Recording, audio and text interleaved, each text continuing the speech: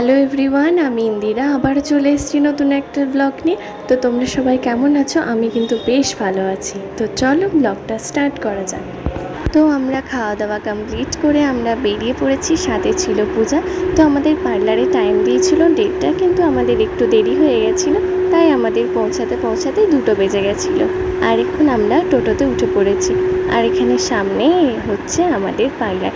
বেশি দূরে যেতে পারবো না, তাই আমরা চলে এসেছি সাজগোজ লেডিস পার্লারে। রিকুকে নিয়ে তো আর বেশি দূর যাওয়া সম্ভব নয়, তো আমি যেখানেই পেয়েছি আমার মনে হয়েছিল ভালো, তো আমি সেখানেই গেছি।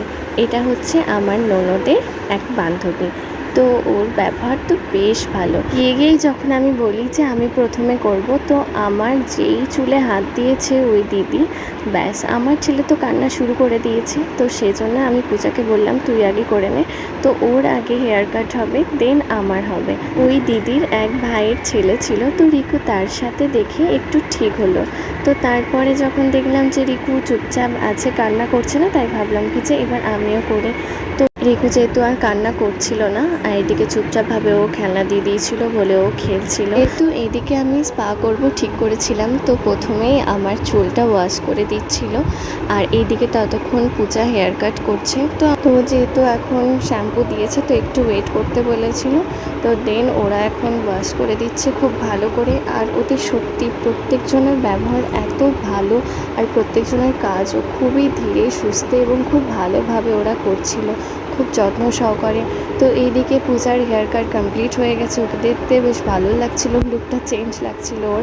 আর এদিকে আমার এখন হেয়ার ওয়াশ হয়ে গেছে, এখন হেয়ার কাটিং হবে। তো আমি একদম সিম্পলের মধ্যে ইউ কাট করবো বলেছিলাম। প্রথমে বলেছিলাম আমি চুলটা সমান করে নেব, কারণ আগের বার চুলটা অনেকটা ছোট ছোট হয়ে গেছিলো। এবার ঠিক করেছিলাম যে আমি সমানভাবে কেটে নেব।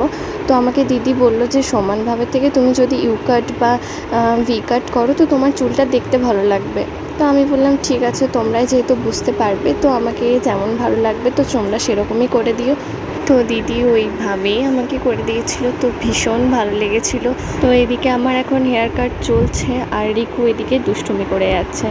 ওই রুমটার মধ্যেই ছিল, ওকে কিছু খেলনা দিয়েছিল, কিন্তু বারবার একবার আমার কাছে চলে আসছিল, চুলগুলো দেখছিল, নিচে পড়ছিল, দেখছে যে কি করছে ও মায়ের সাথে। তো ফাইনালি আমার হেয়ার কাট কমপ্লিট হয়ে গেছে, আর নিজেরও বেশ ভালো লাগছিল, আমারও মনে হচ্ছিলো লুকটা একটু হলেও চেঞ্জ হয়েছে। তো এইদিকে কিন্তু পূজার একদম হেয়ার কাট কমপ্লিট হয়ে গেছে ওর, তো ওকেও ভালো লাগছিল দেখতে। রিকু এদিকে খুবই চালাচ্ছিল, সেজন্য আর কোনো উপায় ছিল না, সেজন্য ওকে আমাকে ফোন দিতেই হয়েছে, ও ফোন ছাড়া ও চুপ থাকবে না। তো এদিকে আমার শুরু হয়ে গেছে স্পা।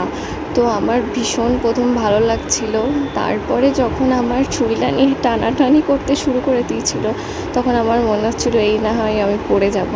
তো যাই হোক, তো এইভাবেই ওরা শুরু করলো। এখানে যতটা স্পিডে দেখাচ্ছে ততটাও নয়, কিন্তু তাও হলেও আমি তো মনে হচ্ছে ঘাটটা আমার বেঁকে যাচ্ছে, বারবার আমি পড়ে যাব। আমাকে একটা দিদি বলছে তুমি কিন্তু ধরে থেকো, আমরা দুজন দুদিকে কিন্তু তোমাকে এরকমভাবে টানছি। বললাম ঠিক আছে তোমরা করো। আর ওই যে পিঙ্ক কালারের কুর্তি পরেছিল সেই দিদিটা এত সুন্দর আমাকে একটা হেড ম্যাসাজ দিয়েছিল, তো আমার তো মনে হচ্ছিল আমি ঘুমিয়েই পড়বো। তো ভীষণ ভালো ছিল, আর প্রত্যেকজনের ব্যবহার কিন্তু সত্যি মানে দারুণ ছিল।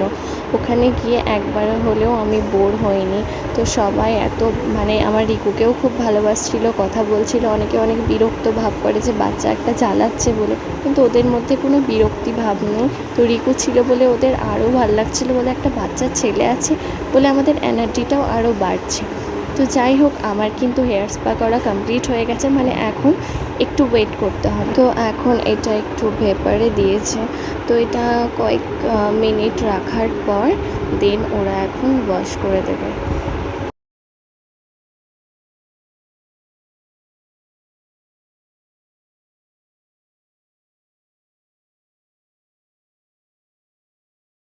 কি করছো তুমি?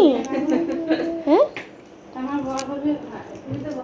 তো এখন আমার হেয়ারটা ভালো করে ওয়াশ করে দিচ্ছে, ভীষণ ভালো লাগছিল, অনেকটা চুলটা স্মুথ লাগছিল, অনেক ভালো করে ওরা ম্যাসাজ করে দিয়েছে। এখন ওরা হেয়ার ড্রায়ারে আমার চুলটা ড্রাই করে নিচ্ছে।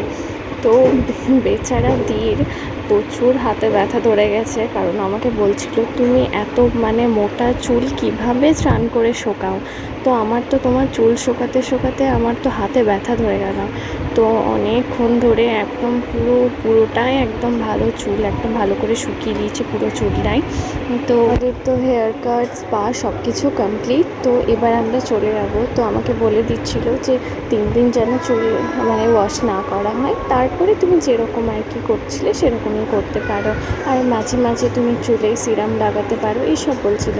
তো এই হচ্ছে আমার ফাইনাল লুক। তো কেমন হয়েছে আমাকে জানিও। তো ভীষণ ভালোভাবে আমাদের সার্ভিস দিয়েছে, সবারই প্রচণ্ড ভালো ব্যবহার। তো আমাদের সেটা সবথেকে বেশি ভালো লেগেছে। তো এই হচ্ছে আমাদের দুজনের ফাইনাল লুক। তো এইভাবেই আমরা টোটো ধরলাম, তারপরে আবার চলে এলাম। তো আবারও দেখা হবে কোনো নেক্সট ভিডিওতে। ততক্ষণের জন্য ভালো থাকবেন, সুস্থ থাকবেন, টাটা।